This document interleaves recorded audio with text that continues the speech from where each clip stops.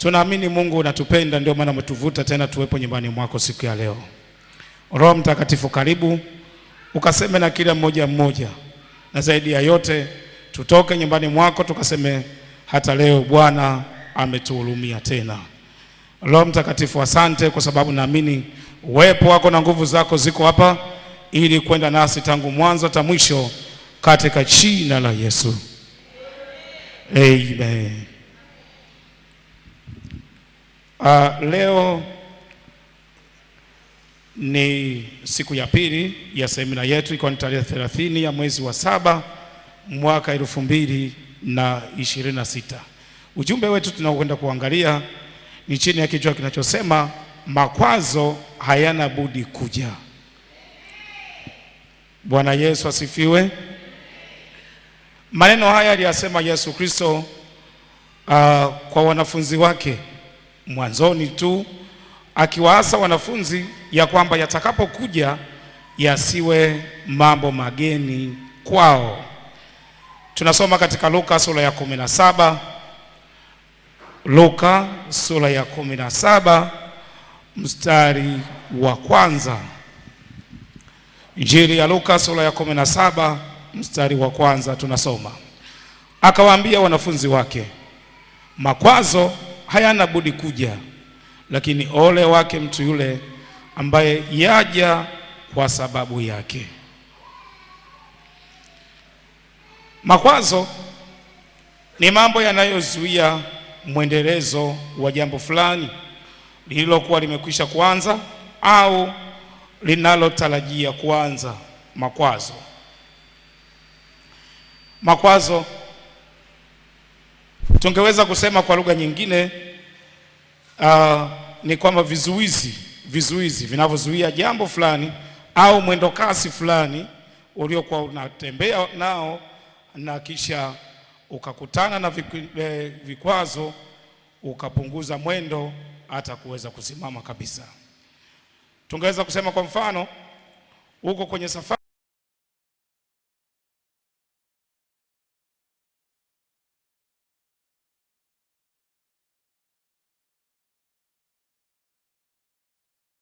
na mto uliofurika maji kushoto na kulia, halafu mbele uwezi kurudi. Kwa wale madereva tungeweza kusema vikwazo sawasawa na, tungeweza kufananisha na yale matuta ya barabarani ambayo yanamnyima dereva kutembea kwa mwendo aliokusudia. Kwa wakati mwingine anaweza kuwa na haraka ya kwenda kule anakotaka kwenda, lakini kwa sababu ya vile vizuizi vinamnyima mwendo kasi aliokusudia kwenda nao. Bwana Yesu asifiwe. Bwana Yesu asifiwe. Vikwazo au makwazo. Sasa katika Biblia takatifu, wataalamu wa Biblia wamejaribu kuangalia makwazo yanaweza yakatokana na maeneo matatu. Makwazo yanaweza yakawa na vyanzo kama vitatu, na leo kwa sababu ya muda tutaangalia vikwazo vitatu, lakini tutaangalia hasa kikwazo kimoja. Makwazo sehemu ya kwanza yanaweza kutokana na wapendwa. Kwa mfano ndani ya kanisa yanaweza kuja kutokana kwetu sisi wenyewe. Sisi kwa sisi tunaweza tukazalisha vikwazo. Bwana Yesu asifiwe. Kwa mfano kiongozi anaweza akawa na morali ya kazi, akatamani kufanya kazi, lakini wale anaowaongoza wanaweza wakamnyima ushirikiano. Kwa kule kumnyima ushirikiano, kwa kukosa tu kushirikiana kwa pamoja, kwake huyu ni kikwazo cha kutokufika kwenye hatima yake. Lakini pia mwalimu wa neno la Mungu anaweza akawa anatamani kufundisha, na mwanafunzi kwa vile jinsi alivyo akawa ana taarifa za uongo, akampa ahadi zisizokamilika mwalimu wake. Hatimaye mwalimu akakosa mwelekeo ule aliokusudia. Makwazo ndani ya wapendwa.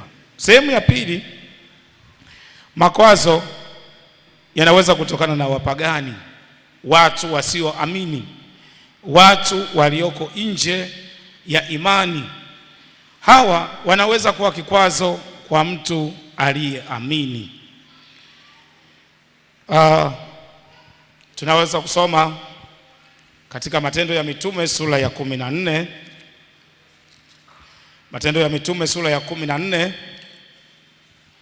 Hapa tutaona kwa habari ya Mtume Paulo jinsi ambavyo alikwazwa. Matendo ya Mitume sura ya 14 na mstari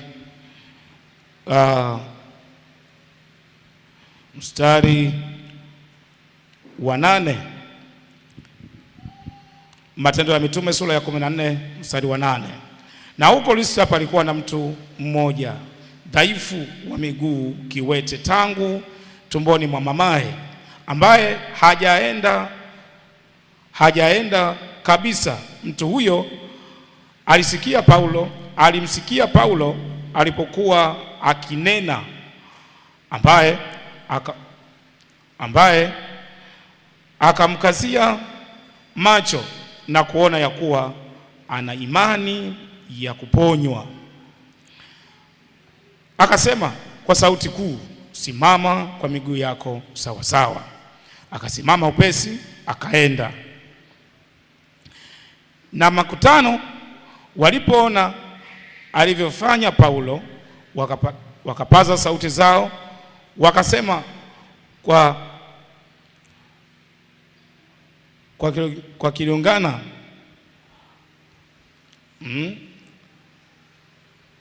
miungu wametushukia kwa mifano ya wanadamu.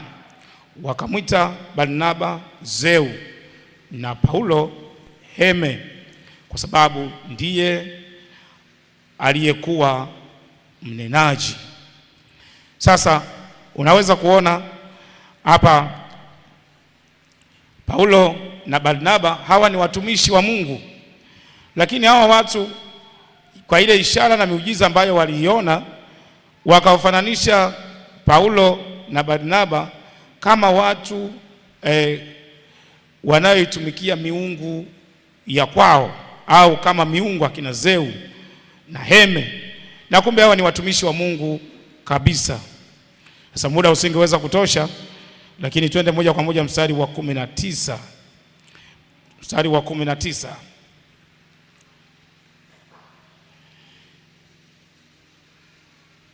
Twende tukaone mstari wa 19. Lakini Wayahudi wakafika toka Antiokia na Ikonio,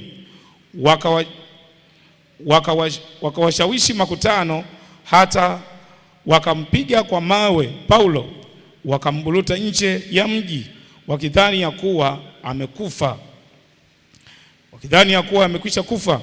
Lakini wanafunzi walipokuwa wakimzunguka pande zote, akasimama, akaingia ndani ya mji, na siku ya pili yake akatoka, akaenda zake pamoja na Barnaba mpaka Derbe.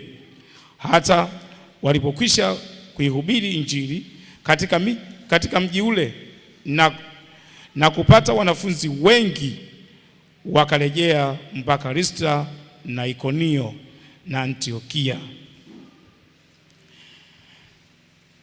Sasa tukiona katika mstari huu tunaona ambavyo Paulo mtume alikutana na vikwazo wakati amekwenda kuhubiri, kwa ishara na maajabu ambayo Mungu alifanya, viwete wakapona, watu wakaokolewa, lakini bado watu hao wakamlipa Paulo kwa kumpiga kwa mawe.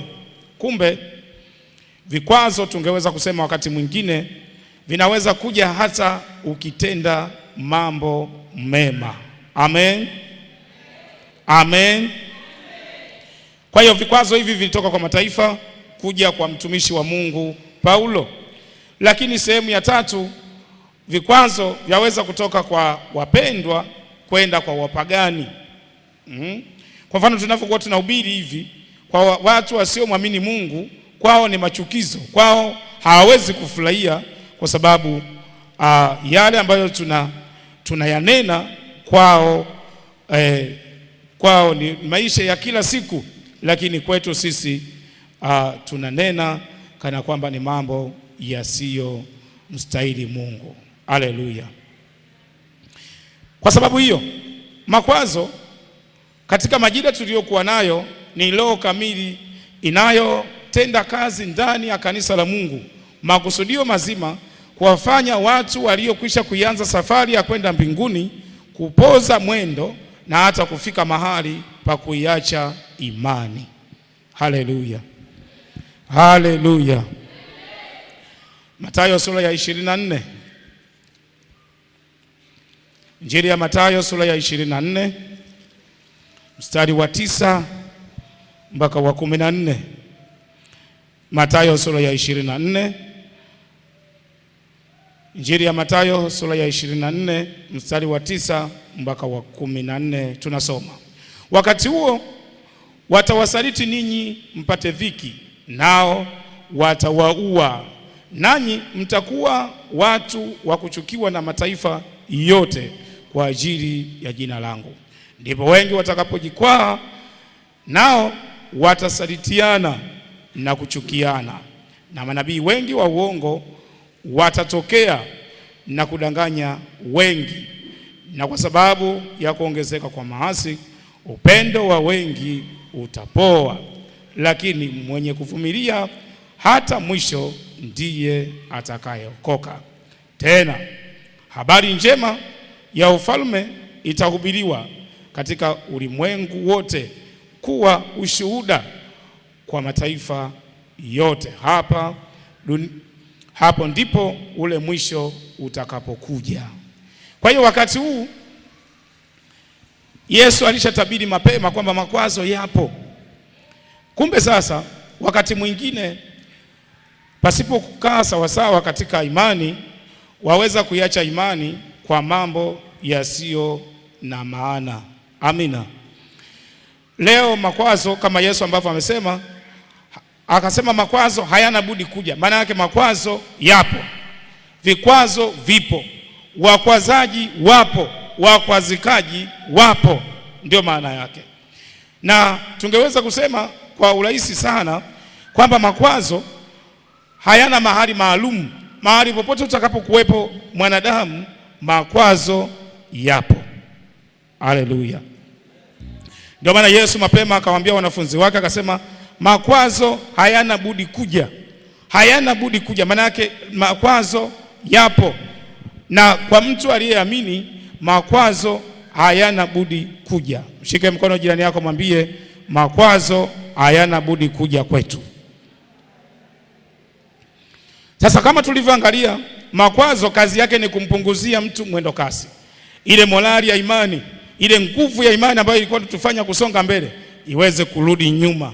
Uweze kuacha kupiga hatua kwenda mbele, ukarudi nyuma. Ndiyo makusudio ya makwazo. Kama vile ambavyo tumeona zile bumps za barabarani, yale matuta ya barabarani, kusudio lake ni kumfanya dereva asitembee mwendo anaotaka yeye. Mahali ambapo panatakiwa kupunguza mwendo, apunguze kama alivyoamuriwa na watawala wa barabara. Na kwa sababu hiyo, kumbe ni jukumu la kila mmoja kufahamu pale ambapo makwazo yatakuja ni nini cha kufanya ili tuepukane na mazingira ya kukwazika. Haleluya. Haleluya. Na Yesu anasemaje? Katika ujio wake Yesu Kristo duniani, yeye alikuja kama mfalme wa amani. Na watu wengi tunafahamu hivyo. Na sasa Yesu Kristo kwa kututahadharisha wanafunzi wake, akasema mapema ya kwamba ujio wake Yesu Kristo duniani hakuja kuleta amani.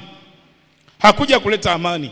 Kwa mtu ambaye yuko rohoni lazima afahamu Yesu Kristo, kwa kuwa yeye ndio mfalme wa amani, watu wangemwacha mfalme wa amani, wasingeweza kumuudhi, wasingeweza kumpiga kwa mawe, wasingeweza kumuua, lakini walimuua ingawa hakufanya kosa. Haleluya. Walimsulubisha ingawaje hakukosa. Na kama walifanya hivyo kwa mwalimu, kwa kiongozi wetu mkuu, maana yake ni kwamba mimi na wewe tutayapitia, hata kama si kwa viwango vile, lakini tutakapoyapitia tufanyeje? Mathayo sura ya 12. Mathayo sura ya 12.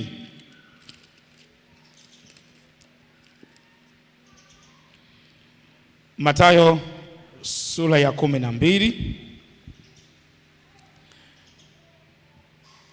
mstari wa 51 mpaka mstari wa 53. Mathayo sura ya 12 mstari wa 51 mpaka wa 53. Yesu anasema, Yesu aliwauliza, mnayafahamu haya yote? Wakamwambia, naam. Akawaambia, kwa sababu hiyo kila mwandishi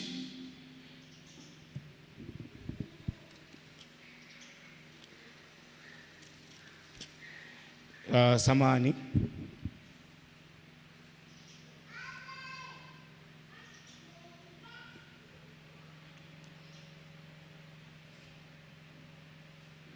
nafikiri andiko liko kimakosa kidogo, lakini Yesu anasema mwadhani ya kuwa nimekuja kuleta amani duniani? Akawaambia wanafunzi wake, akasema la, lakini bali mafarakano. Maana katikati ya familia baba na mama watafarakana, watoto na wazazi watafarakana. Na leo tunaona ziko familia watoto na wazazi hakuna maelewano, baina ya watoto na watoto hakuna maelewano. Ni kwa sababu ya nini? Ni kwa sababu ya makwazo. Kwa sababu ya makwazo. Sasa tukijua haya mapema ya kwamba makwazo hayana budi kuja, maana yake ni nini? Kwamba tufanyavyo vyovyote vile iwezekanavyo, hatuwezi kuyaepuka makwazo. Sasa tunawezaje kuishi katika ulimwengu wenye makwazo? Namna gani tutaweza kuvuka maeneo yenye makwazo? Makwazo kama tulivyosema ni vizuizi. Tunawezaje kuviepuka vizuizi hivi? Tusiharibu imani yetu, tusiharibu mahusiano yetu na Mungu, tusiharibu mwenendo wetu mbele za Bwana. Tutafanyaje? Tunaweza kusema chochote kile tutakachokifanya hatima yake kitatuletea makwazo. Tunatamani kuona miji yetu, tunatamani kuona magari yetu, tunatamani kuwa na vya kwetu, lakini katikati ya mji kutakuwa na majirani kushoto, kutakuwa na majirani kulia. Chochote tutakachokifanya hakiwezi kuwafurahisha wote, kitasababisha makwazo kati ya jirani na jirani. Kutakuwa na makwazo. Kutakuwa na makwazo kati ya dereva na askari wa barabarani. Kutakuwa na makwazo kati ya dereva na watembea kwa miguu. Makwazo hayana budi kuja. Mshike mkono jirani yako tena mwambie, makwazo hayana budi kuja. Bwana Yesu asifiwe. Bwana Yesu asifiwe. Sasa kama hayana budi kuja, tufanyeje sasa? Nini tufanye ili tuweze kuwa salama? Na kama tukiyajua haya makwazo, hata yakija bado tutabaki kuwa salama katika jina la Yesu. Amen. Amen. Makwazo yakija kusudi lake ni kutuharibia. Ulikuwa unaenda vizuri katika ibada, unaenda vizuri katika imani, una vipindi vya kufunga, una vipindi vya kuomba, una vipindi vya kushuhudia, una vipindi vya kusoma neno, una vipindi kwa sababu una amani. Lakini anapokuja makwazo unakuwaje? Utaendelea kusoma Biblia, utaendelea kuomba, utaendelea kushuhudia, utaendelea kuja kanisani, utaendelea na imani kama mwanzo? Itakuwaje? Makwazo yanapokuwa nakuja kwetu, makusudio yake ni kuacha uchungu. Makusudio ya makwazo ni kuacha majeraha ndani yetu. Tunapokuwa tumejeruhiwa, tutaacha kufata lile la kwanza, tutashikilia la pili lililotukwaza. Haleluya. Tutashikilia makwazo, tutaacha imani. Tutaanza kulaumu watu, tutaanza kulaumu vitu, tutaanza kulaumu mazingira, tutaanza kulaumu. Lakini kumbe yamekuja ili kusudi kutuharibu sisi tusiwe katika hatua ile tunayokusudia kuiendea. Sasa nini tunachotakiwa kufanya? Hatua ya kwanza tunachotakiwa kufanya, makwazo kwa sababu hayana budi kuja, yakija lazima tuyapokee kama yalivyokuja. Tuyapokee kama yalivyokuja, kwamba ni ajali, tukubali kwamba kuna ajali imetokea. Kama ni msiba, tukubali kwamba kuna msiba umetokea. Kama ni chochote kimetokea, tukubali kwanza, tuyapokee. Bwana Yesu asifiwe. Ukishalipokea, hatua ya pili, tafuta namna ya kupata majibu ya haraka yatakayomaliza tatizo. Haleluya. Waefeso sura ya 4 mstari wa 26. Waefeso sura ya 4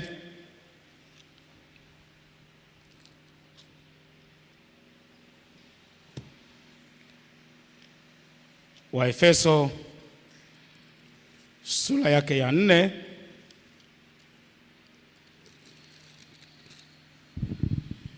Waefeso sura ya 4 mstari wa 26. Muwe na hasira ila msitende dhambi. Jua lisichwe na uchungu wenu bado haujawatoka. Hapa ndio kwenye tatizo. Hapa ndio kwenye shida. Na kama tungekuwa tunakwazwa alafu hatuweki uchungu, watu wengi tungekuwa salama. Bwana Yesu asifiwe. Lakini kwa sababu mtu akisha kwazika anayaweka rohoni, akisha yapokea hayaachilii, anayahifadhi ndani. Ndani haya mambo yanakuja, yanazaa matunda mabaya, yanazaa vidonda vya tumbo, yanazaa kupooza, yanazaa mambo kadha wa kadha yanayotokana na makwazo. Bwana Yesu asifiwe. Anasema muwe na hasira ila msitende dhambi. Jua lisichwe na uchungu wenu bado haujawatoka. Kwa hiyo uchungu ndio tatizo, ndio chanzo cha mambo yote. Kwa hiyo mtu ataacha imani kwa sababu ya uchungu uliopo moyoni. Kumbe basi tunapata majibu pale ambapo tutapatwa na makwazo. Ni hatua ya kwanza, inatupasa kama wanafunzi wa Yesu tuweze kuwa na moyo wa kuachilia. Amen. Tuwe na moyo wa kuachilia. Hata kama umekwazwa na ni kweli ilikuwa ni haki yako, lakini unaachilia. Ukiachilia unapata mlango wa kutokea. Bwana Yesu asifiwe. Ukiachilia unapata hatua nyingine mbele. Tukumbuke Yesu Kristo, yeye ndio mwalimu na kiongozi wetu mkuu wa imani yetu. Yeye alikwazwa, yeye aliudhiwa, yeye alifanyiwa dhihaka za kila namna. Lakini alipoudhiwa alifanyaje Yesu? Yesu, maandiko yanasema aliteswa, akasulubiwa. Tena waliomsulubu walimsulubu bila kosa. Hata Pilato akasema sioni hatia juu ya huyu mtu, sioni hatia. Lakini wale jamaa wakasema asulubiwe, asulubiwe. Na ni kweli walimsulubu. Lakini Yesu, kwa kuwa yeye ndio kielezo wetu, anatuonyesha ya kwamba mara baada ya yale walioyafanya alifanyaje? Akasema Baba, uwasamehe, uwasamehe kwa sababu hawajui walitendalo. Bwana Yesu asifiwe. Kumbe tukitarajia baada ya kukwazwa sisi tuombwe msamaha au tufuatwe tusemeshwe kwa habari ya jambo fulani, tunaweza tukasababisha hatima yetu ikawa mbaya. Unaweza ukasababisha ukaacha imani. Unaweza ukasababisha madhara ya magonjwa usiyoyatarajia ndani yako. Leo wako watu wamepooza kwa sababu wameshikilia watu. Leo wako watu wana vidonda vya tumbo visivyopona kwa sababu kuna mambo yameyashikilia, kuna uchungu ndani. Akikumbuka hawezi kusahau. Moyo wake hauko tayari kuachilia. Kwa anajikuta kila siku ndani ya moyo wake kuna vuja damu. Leo tuyaachilie yote yaliyotukwaza kwa jina la Yesu. Makwazo yote tuyaachilie kwa jina la Yesu. Wasamehe wote waliokukwaza kwa jina la Yesu. Kila mmoja aliyekusababishia wewe uwe hivyo ulivyo, hata kama amekudhulumu, amefanya chochote chokifanya, wewe waachilie. Alafu unapoachilia, Mungu anaachilia vingine kwako kwa jina la Yesu. Amen. Amen. Amen. Anasema moyoni mwangu hamna ila, moyoni mwangu hamna kikwazo, moyoni mwangu hakuna kitu tulichowaweka. Adui zetu tuwasamehe bure. Leo tuwasamehe kwa jina la Yesu. Samehe yote, hata kama kuna mambo yametokea na unaona hayako sawa sawa, lakini yaachilie. Ukiachilia unapata mlango wa kutokea. Amen. Amen. Yuko mama mmoja akasema mume wake walichuma wote mali, lakini baada ya kuchuma vile walivyovichuma, siku moja ikatokea mafarakano kwa sababu ya kutokutafakari. Mwanaume akaamua kumtimua yule mama, akamnyang'anya kila kitu.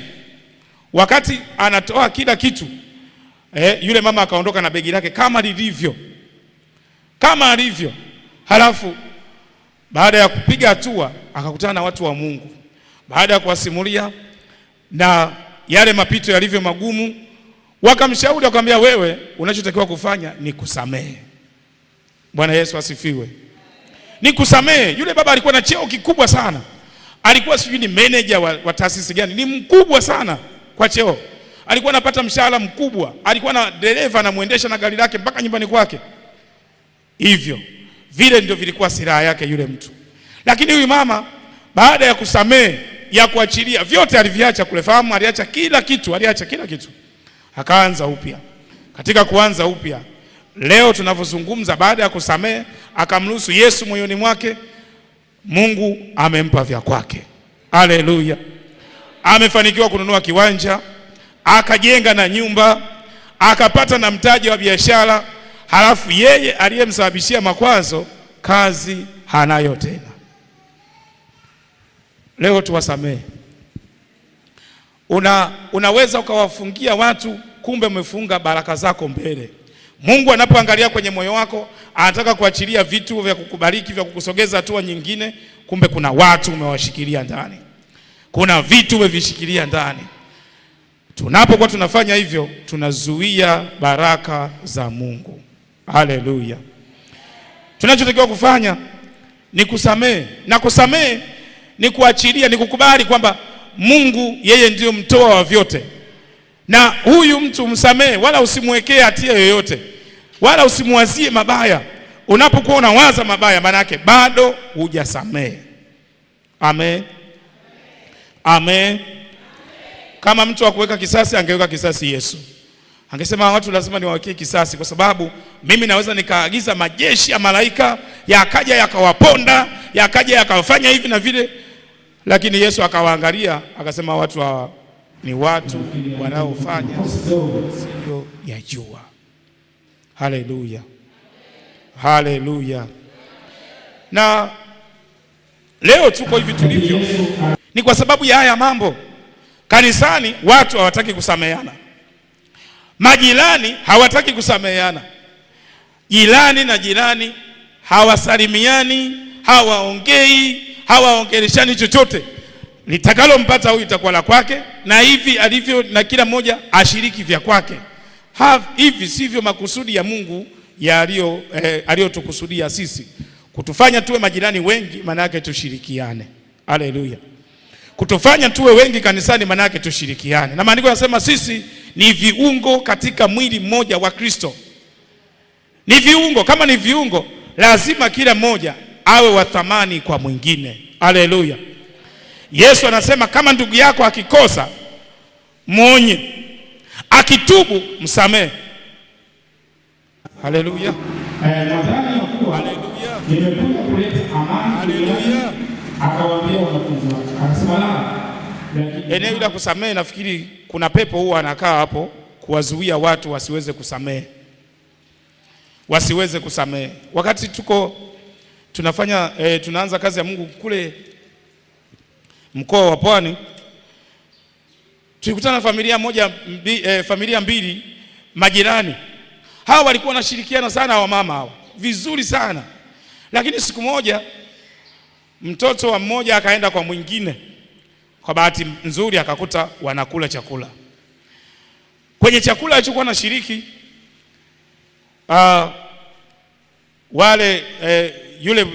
ile familia walikuwa wanakula, sijui ilikuwa na nyama, sijui ilikuwa na vitu kama hivyo.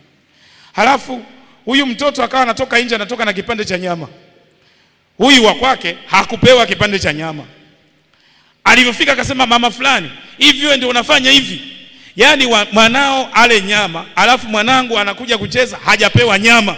Kuanzia leo, yaani kuanzia leo hakuna maongezi. Halafu watu wa baadaye tukawapata kanisani. Mmoja alikuwa anaketi kushoto, mwingine kulia. Anasema, mimi sitaki kusalimiana na yule kwa sababu tulikwazana. Bwana asifiwe sana. Mshike mkono jirani yako, mwambie makwazo hayana budi kuja. Injili ya Luka sura ya 17 mstari wa kwanza mpaka mstari wa 4.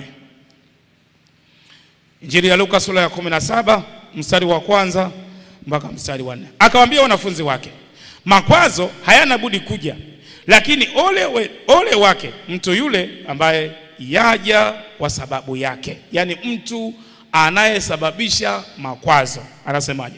Ingemfaa zaidi mtu huyo jiwe la kusagia lifungwe shingoni mwake akatupwe baharini, kuliko kumkosesha mmojawapo wa wadogo hawa. Jilindeni. Tufanye nini wapendwa? Tujilinde. Lazima tuchukue tahadhari. Kama makwazo yanakuja, tufanyeje? Tuweje? Anasema jilindeni. Kama ndugu yako akikosa, mwonye. Akitubu, msamehe. Na kama akikosa mara 7 katika siku moja, na kurudi kwako mara 7 akisema nimetubu, msamehe. Hapa ndipo panapokuwa na mtihani mkubwa wa kupima imani za watu.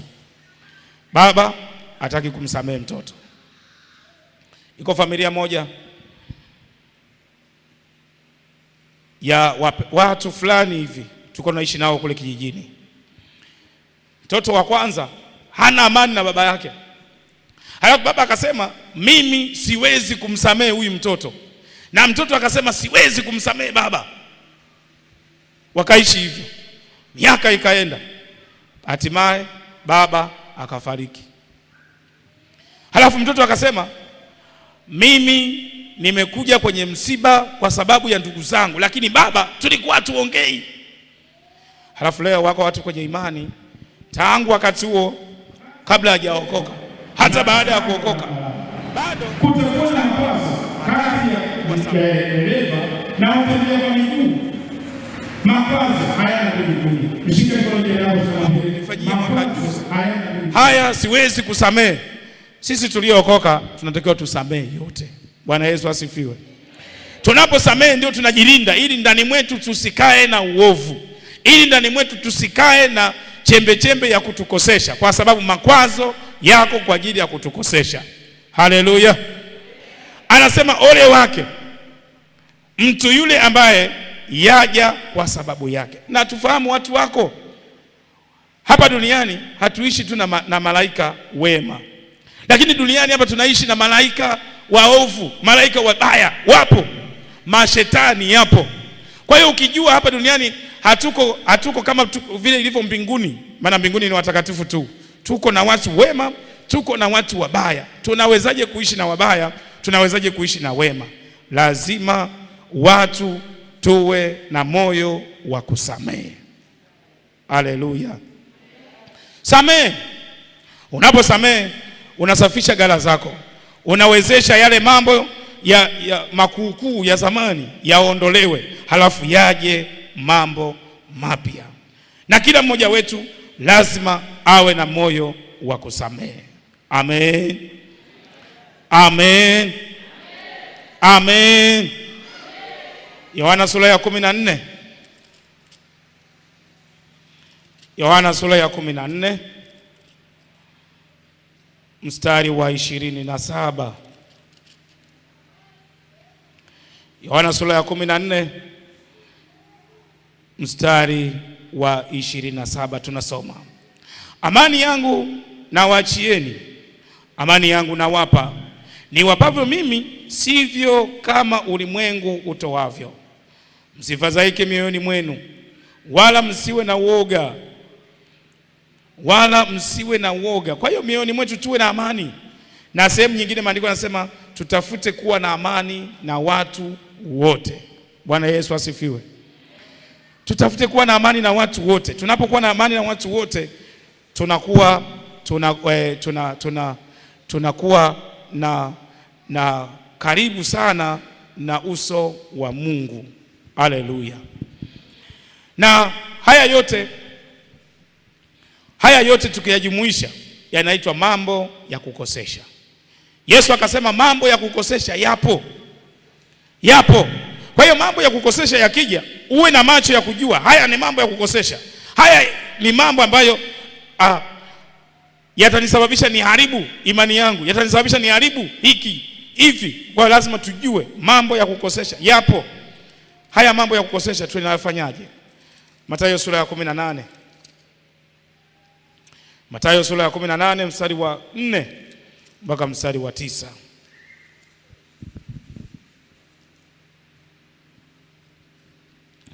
Mathayo sura ya 18 mstari wa 4 mpaka wa 9. Basi yeyote ajinyenyekeshaye mwenyewe kama mtoto huyo ndiye aliye mkuu katika ufalme wa mbinguni.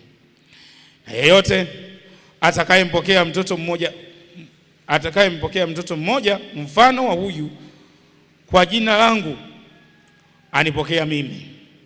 Bali atakayemkosesha mmoja wapo wa wadogo hawa waniaminio, yamfaa afungiwe shingoni jiwe kubwa la kusagia na kutoswa katika kilindi cha bahari. Ole ni wa ulimwengu kwa sababu ya mambo ya kukosesha, maana hayana budi kuja mambo ya kukosesha. Lakini ole wake mtu yule aletaye jambo la kukosesha. Kwa hiyo ole wake aletaye jambo la kukosesha. Anasema kama tunajua haya mambo ya kukosesha yapo, tufanyeje? Anasema mstari wa 8, basi mkono wako au mguu wako ukikukosesha, ukate ukautupe mbali, nawe ni afadhali kuingia katika uzima hali umepungukiwa na mkono au mguu, kuliko kuwa na mikono miwili au miguu miwili na kutupwa katika moto wa milele. Na jicho lako likikukosesha, ling'oe ukalitupe mbali, nawe ni afadhali kuingia katika uzima una chongo kuliko kuwa na macho mawili na kutupwa katika jehanamu ya moto. Kumbe makwazo mwisho wake inaweza kusababisha tukaenda motoni. Bwana atusaidie sana. Bwana atusaidie sana. Mambo haya ya kukosesha yapo. Wapendwa katika Bwana, lazima tuishi kwa kutambua kwamba sisi hapa ulimwenguni tuna kipindi ambacho tunapitia, na makwazo au mambo tunayopitia ni mambo ya muda, na mambo ya muda yasitufanye sisi kukosana na Mungu ambaye tunatamani kwenda kuishi naye milele yote. Amen. Amen. Kila mmoja wetu ni vema afahamu kipindi tukiwa hapa duniani ni kipindi ambacho tunakutana na mambo ya kukosesha. Tunapokutana na mambo ya kukosesha, ni wajibu wetu kila mmoja amwambie Bwana amwezeshe kuishi na mambo haya ili kumaliza mwendo tukiwa salama katika jina la Yesu. Amen. Usikubali kurudi nyuma. Usikubali kuacha imani. Usikubali kuacha huduma kwa sababu ya mambo ya kukosesha. Usikubali kuacha kile ambacho unakifanya kwa ajili ya utukufu wa Mungu kwa sababu ya mambo unayokutana nayo. Na Kama ni maneno yasitusababishe kurudi nyuma, lakini maneno haya yatupe kutafakari, halafu tusonge mbele kwa jina la Yesu. Amen. Yatupe kusonga mbele. Kwa nini? Wewe hauko hapo kwa kusudi la mwanadamu, kuwepo kwetu ni kusudi la Mungu. Kwa hiyo tunayepaswa kumsikiliza ni Mungu na sio mwanadamu. Na ndio maana Paulo mtume alipokutana na vikwazo akasema, tumsikilize nani? Tuwasikilize wanadamu au tumsikilize Mungu?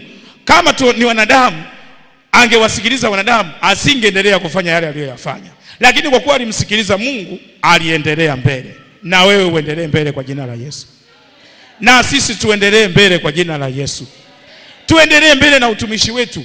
Wewe ni mwanakwaya, endelea kuimba. Endelea kumtumikia Mungu, sababu tulipo ni utumishi katika nyumba ya Mungu. Tunapomtumikia Mungu, tatuangalia vikwazo, tunaangalia ile hatima tunayoiendea katika jina la Yesu. Amen. Amen. Na wakati mwingine Mungu alituokoa kwa makusudi yake. Na alitupenda upeo, akatofautisha na watu wengine. Akawaacha matajiri, akawaacha wenye mali, akawaacha watu wakubwa, akatuokoa mimi na wewe kwa sababu ya kutupenda. Lakini kwa wewe, kwa kutokujua, kwa makwazo yaliyotokana na wanadamu, ukasahau hata wema wa Mungu uliyetufanya kupata wokovu. Ukasahau, ukaanza kurudi nyuma. Na unaporudi nyuma, si kana kwamba unampendeza tena mwanadamu au unampendeza Mungu, lakini unampendeza adui, maana ndiyo kusudi lake la kuturudisha nyuma ili tusiende mbele. Amen. Amen. Na usikubali kurudi nyuma. Wewe kwa sababu umeokoka, angalia mbele. Kigezo chetu ni Yesu Kristo, sio mwanadamu. Imani yetu tunawekeza kwa Yesu, sio kwa wanadamu. Haleluya. Haleluya.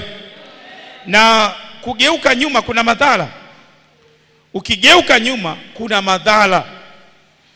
Madhara ya kugeuka nyuma, unaweza mara moja ukageuka ukawa nguzo ya chumvi kama mkewe Lutu. Mungu alimkusudia Lutu na familia yake watoke katika Sodoma na Gomora, lakini mkewe Lutu hakujua kusudio la Mungu. Yeye akafikiri ni mambo ya kawaida, akaangalia nyuma. Alivyoangalia nyuma, maandiko yanasema akageuka mara moja akawa nguzo ya chumvi. Mwambie jirani yako, usigeuke nyuma katika imani, lakini uangalie mbele katika jina la Yesu.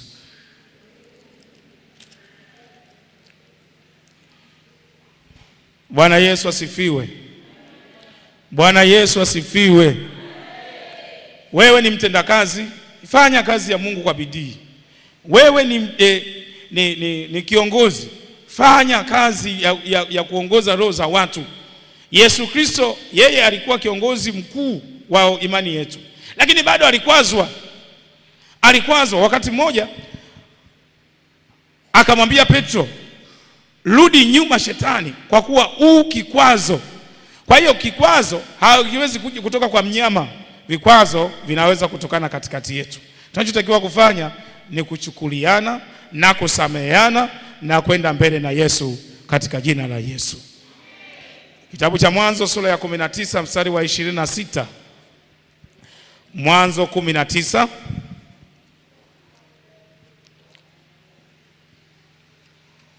Mwanzo 19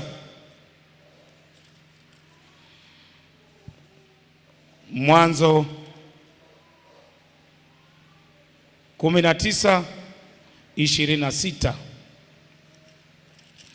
Mwanzo 19:26. Lakini mkewe Lutu akatazama nyuma yake, akawa nguzo ya chumvi. Mkewe Lutu, unaweza kuona. Lakini Lutu aliangalia mbele. Maandiko yanasema baada ya kuangalia mbele akaweza kufika kwenye hatima ambayo Mungu alimkusudia. Yeye aliangalia nyuma, hakuweza kufika. Yeye aliangalia nyuma, kusudi la Mungu halikuweza kutimia ndani yake. Mimi na wewe tusiangalie nyuma katika jina la Yesu. Amen. Amen. Na ukiwa na safarini, unapokutana na vikwazo, lazima uwe mtu wa imani. Lazima uchukue hatua ya imani. Vikwazo vinapokuja, Ufahamu vikwazo viko kwa ajili ya kukuzuia. Tunawezaje kuendelea mbele? Lazima tumwambie Bwana atuongezee imani. Tumwambie Bwana atuongezee nguvu za kumaliza safari. Haleluya. Haleluya. Haleluya. Ndio maana watu wa Mungu waliokuwa rohoni wakajaribu kuwaza kutokana na makwazo na vizuizi vingi na mambo mengi ya kukosesha, kumbe haya yanatusababisha tusiendelee mbele. Akasemaje? Wakasema mbele ninaendelea, tena ninazidi kutembea. Kumbe unapoangalia mbele usisimame pale ulipo, tuzidi kutembea. Amen. Tuzidi kufanya kazi, tuzidi kufanya majukumu, tuzidi kufanya wajibu wetu. Hiyo ndiyo sababu itakayotufanya tuendelee mbele zaidi na Bwana. Amina, amina. Tunachotakiwa kufanya sasa, kama moyoni mwako yamkini kulikuwa na shida yoyote, kulikuwa na makwazo, ukakwazana na mume, ukakwazana na watoto, ukakwazana na familia, umekwazana na uliyekwazana naye, makwazo yamekuja halafu yakaacha majeraha. Wakati huu wewe unachotakiwa kufanya ni kumwambia Bwana Yesu akusaidie, akupe moyo wa kuyaachilia makwazo, akupe moyo wa kusamehe, akupe moyo wa kustahimili hata mwisho. Maana safari yetu ndio bado tunaianza safari, bado hatujafika mwisho. Mwambie Bwana, hata kama pamoja na makwazo haya, lakini nipe nguvu za kumaliza mwendo. Amen. Amen. Usikubali kurudi nyuma. Usikubali makwazo ya kuharibie imani yako. Usikubali kuweka matuo. Usikubali kukaa hapo ulipo. Hapo ulipo sio mwisho, lakini hapo ulipo utake kusonga mbele zaidi katika jina la Yesu. Amen. Sasa nini cha kufanya? Wakati huu kila mmoja, wewe unajua mazingira uliopitia, wewe unajua mazingira ulio nayo, lakini unajua ulikoanzia. Na makusudio ya shetani wakati huu ni kulifanya kanisa liwe vuguvugu, watu ambao hawako sawa katika imani. Yaani ulivyoanza na ulivyo sasa ni vitu tofauti. Unakuja kanisani ni kama desturi, ni kama mazoea. Yaani unakuja ili kutimiliza wajibu. Unafanya wajibu wako katika Bwana, ni kama kutimiza wajibu, haufanyi kwa moyo, haufanyi kwa moyo.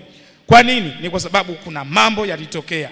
Hayo mambo yaliyotokea hayawezi kuondoka isipokuwa wewe mpaka umwambie Bwana ayaondoe. Tuko tayari kumwambia Bwana? Tuko tayari kumwambia Bwana Yesu? Tuko tayari kumwambia Bwana Yesu? Tukimwambia Bwana Yesu yote yanawezekana, hata kama yaliacha majeraha kwako, hata kama yaliacha vidonda kwako, lakini unamwambia Bwana Yesu, mimi nimesamehe, mimi nimewachilia, mimi hata sasa ninaamini wewe uliyaruhusu haya kwa makusudi kwa sababu unanijua. Wewe uliyaruhusu haya kwa sababu ulijua hii ndio ngazi ya kupandia kwenda juu zaidi. Bwana, nipe kusamehe na mimi niwasamehe. Tunapomwambia Mungu, yeye Mungu ataachilia moyo wa msamaha ndani mwako. Haleluya.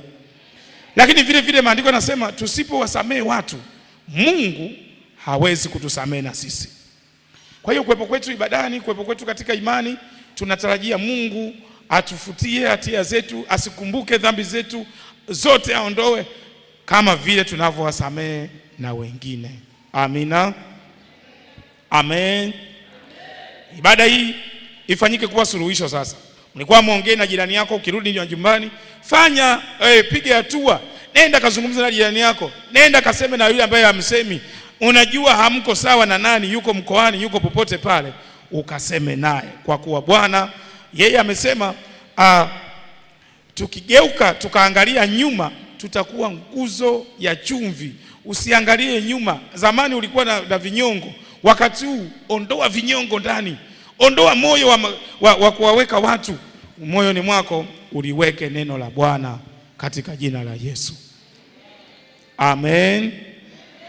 Amen. Na kwa sababu hiyo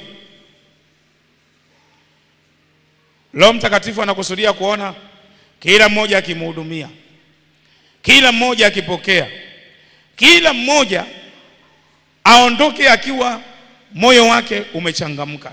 Lakini anapoangalia mioyoni mwa watu, anaona watu hawako sawa sawa. Ndio maana mwingine akiwa ibadani hata kupokea hawezi kupokea, kwa sababu ana mambo mengi, kuna vitu vingi alivyovifungia ndani. Hatupaswi kuwa hivyo, hatupaswi kuwa hivyo. Na leo tumwambie Bwana atusaidie ili tusiwe hivyo tena, katika jina la Yesu, amen. Na kwa sababu hiyo, tunapofika tamati sasa, wewe ulioko hapa, simama mbele za Bwana. Simama mbele za Bwana.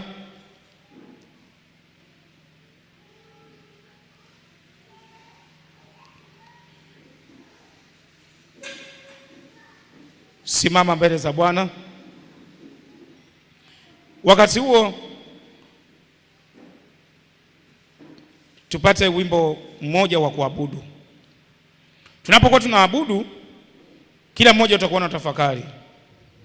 Kila mmoja utakuwa na tafakari. Tunapokuwa tunamwabudu Mungu, wewe ambaye ulikwazika, wewe ambaye ulikwazwa, wewe ambaye moyoni mwako hakuna amani, ni wakati wa kuimba kwa sauti. Imba kwa bidii, imba kwa moyo, halafu mwambie Bwana aweze kutawala ndani ya moyo wako, ili aachilie amani, ili aachilie ule moyo wako. Usihifadhi makwazo, usiwe na makwazo, usihifadhi watu. Lakini tunapokuwa tunamwambia Mungu, tunaimba mbele za Mungu, ni wakati wako wa kumwambia Bwana sasa. Inua mikono yako miwili juu wakati tunapomwabudu Bwana.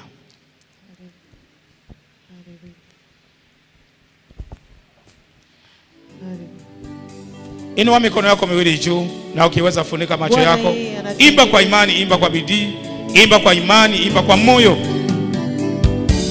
Anatengeneza upya, anatengeneza yale yote ambayo tulizuiliwa kwa makwazo.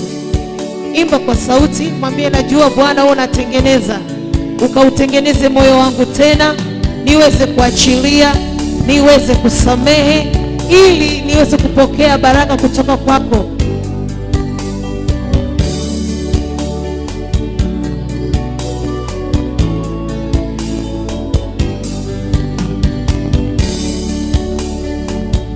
Najua Bwana unatengeneza njia, unatengeneza njia kwa ajili yangu. Najua Bwana, unatengeneza njia, unatengeneza njia kwa ajili yangu. Najua Bwana unatengeneza mambo, unatengeneza mambo kwa ajili yangu. Najua Bwana, unatengeneza njia, unatengeneza njia kwa ajili yangu. Najua Bwana unatengeneza moyo, unatengeneza moyo kwa ajili yangu. Najua Bwana, Bwana unatengeneza, unatengeneza njia kwa ajili yangu. Oh, najua Bwana, Bwana unatengeneza njia, unatengeneza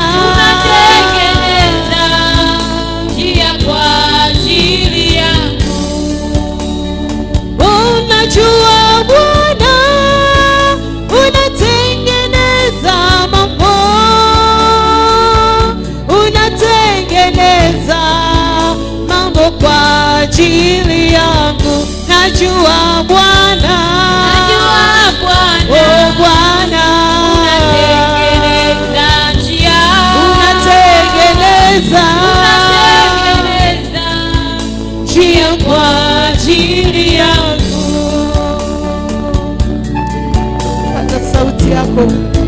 Yesu, naomba nguvu za kuachilia, kama ulivyosema nami kwa neno lako kwamba yanipasa kusamehe.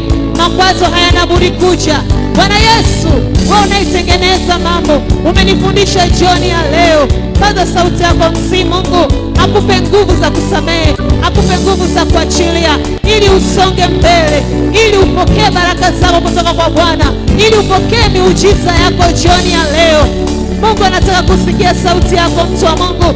Wewe ulisikia neno la Mungu jioni ya leo, mwambie Yesu, tazama jinsi ambavyo nimekwazika kwa namna nyingi, nimewekewa vikwazo nishindwe kupokea baraka zangu, lakini leo umesema nami, ninaomba neema yako iwe juu yangu, nisiangalie vikwazo, nikakuangalia wewe Yesu, nikakuangalia wewe Bwana, nikakutazame Yesu, nikakutazame wewe, nikaachilie vyote, nikaache vyote, ninawafungulia wote wale niliowafungia katika mioyo yangu, ninawafungulia, ninawaacha huru, ili nami niwe huru, ili nami nipokee kutoka kwako.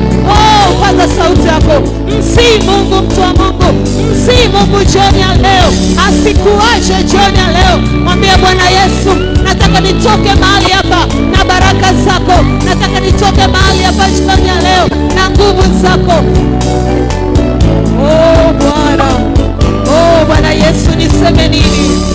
Oh, umesema nami Bwana kwa namna neno lako, umesema nami kwa namna tofauti. Mwambie Bwana, mwambie Bwana, watu uliowafungia ndani, watu uliowafungia ndani ya moyo wako, wale ambao hujawasamehe, waliokukwaza, waliokusababishia majeraha, mwambie Bwana, nipe kuwasamehe, nipe kuwasamehe. Ninawasamehe wote Yesu, ninawaachilia wote Bwana, ninawasamehe, ninawasamehe wote, ninawasamehe wote walionikosea. Oh Bwana, hata kama nilijiapiza